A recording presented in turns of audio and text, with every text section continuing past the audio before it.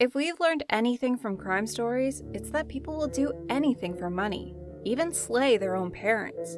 Same is the case of Dellen Millard, who was a cool, popular kid flying helicopters and airplanes at the age of 14. He seemed to have everything going for him, but inside him lurked an evil that would eventually claim 3 lives. As a teenager, Dellen Millard had the whole world quite literally at his fingertips.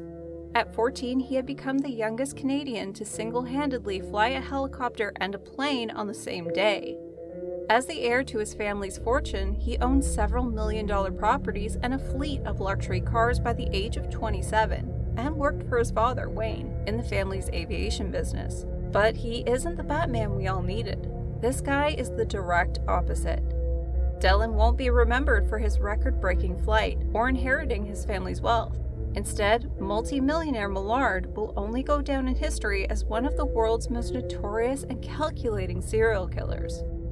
Born in 1985 to Wayne and Madeline, Dellen Millard was the heir to the multi-million Canadian airline Millard Air. Even though Dellen's potential was bright, he chased the thrill of living dangerously. He dropped out of college and started doing drugs, progressing to harder and harder drugs.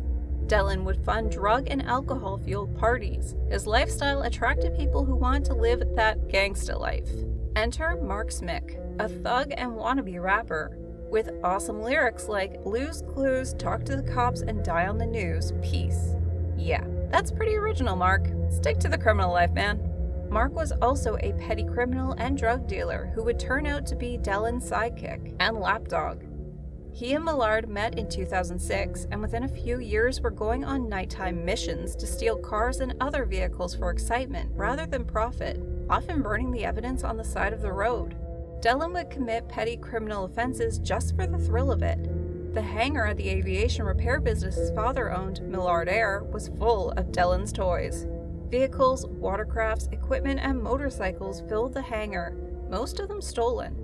Dellen then started drug dealing himself, and even filmed pornography in his family's aircraft.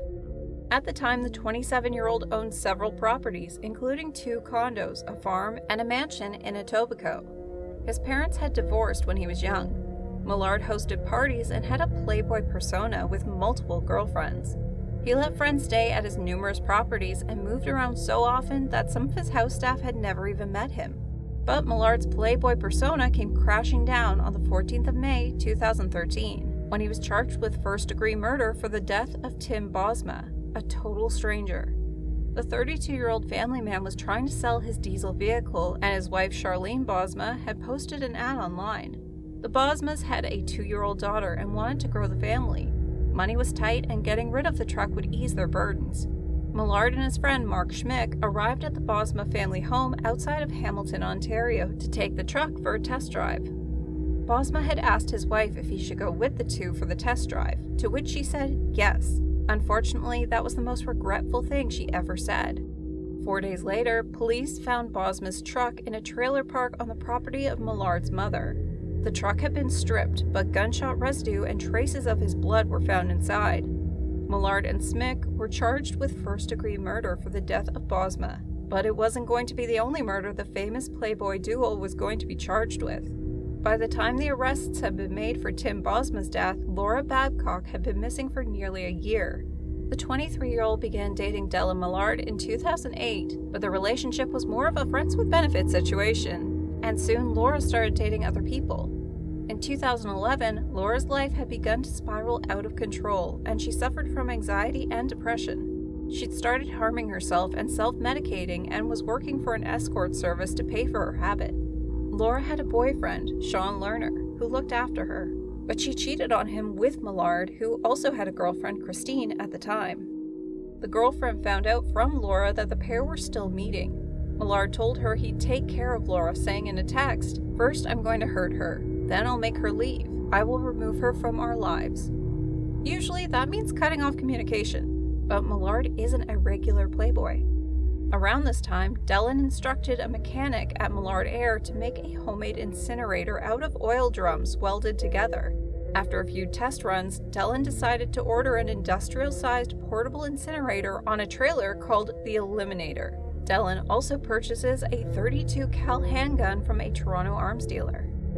In July 2012, Dellen and Laura met again, and cell phone data shows that they went to Dellen's house. After this, Laura doesn't use her phone again.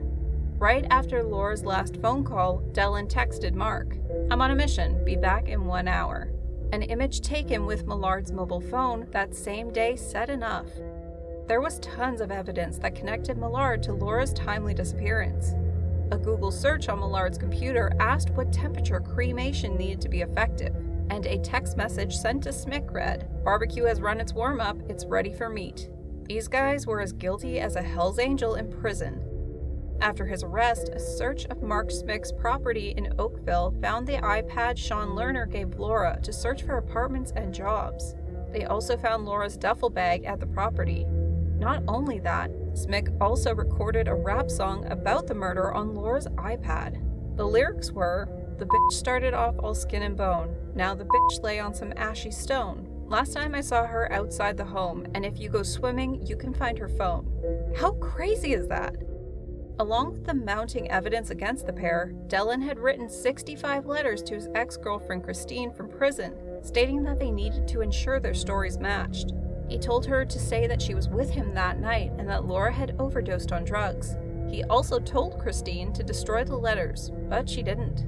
The case against both Dellen Millard and Mark Smick for the murders of Laura Babcock and Tim Bosma was strong, but there was still one more surprise to come. Wayne Millard had died from a single gunshot wound through his left eye, which was ruled a suicide in November 2012, and the case was closed. But with what police now knew about Dellen, they want to have another look at the facts. Wayne was actually threatening to stop funding his son's lifestyle. Dellen was spending huge amounts of money and wasn't interested in the family business. Prosecutors alleged Millard wanted to murder his father to protect his inheritance, which was being used to fund a new aviation business. Millard said he was at Smick's house the night of his father's death, but phone records reveal he traveled back to his father's house in the early hours of the morning. A gun purchased by Millard illegally was also found next to his father with Millard's DNA on it. There was also no gunshot residue on Wayne's clothes or hands. Millard had transferred all his assets to his mother before his arrest for just $1 when he was denied legal aid. So Millard took the unusual step of representing himself. This is one of the very few criminals who did such a thing. Throughout the trials, each man blamed the other for the murders, but in the end, justice was handed to both of them. In 2016, Dellen and Mark were convicted of the first-degree murder of Tim Bosma. Both men received life in prison without the possibility of parole for 25 years. In 2017, Dellen and Mark were found guilty of murdering Laura Babcock as well, and both men got another life in prison without the possibility of parole for 25 years. Dellen was found guilty of his father's murder and again was sentenced to life in prison without the possibility of parole for 25 years. That's 3 times in a row. It must be a record. The judge decided that the sentence would be carried out consecutively instead of concurrently, meaning that Mark Smick would not be eligible for parole until 2063, and Dellen Millard would not be eligible to apply for parole until 2088. Dellen Millard's sentence is the longest term handed down in Ontario history. Dellen Millard threw away his seemingly perfect life because Laura Babcock and his father were standing in his way. Tim Bosma was just another pawn the millionaire thought he and his friend could eliminate and get away with. Do you think Dellen Millard really committed this crime? And are all spoiled millionaires sick in the head? Let us know in the comments. Don't forget to like the video and share it with your friends. Make sure you subscribe to this channel for your regular dose of whodunits. Until next time, stay safe, stay warm, and don't get any crazy ideas.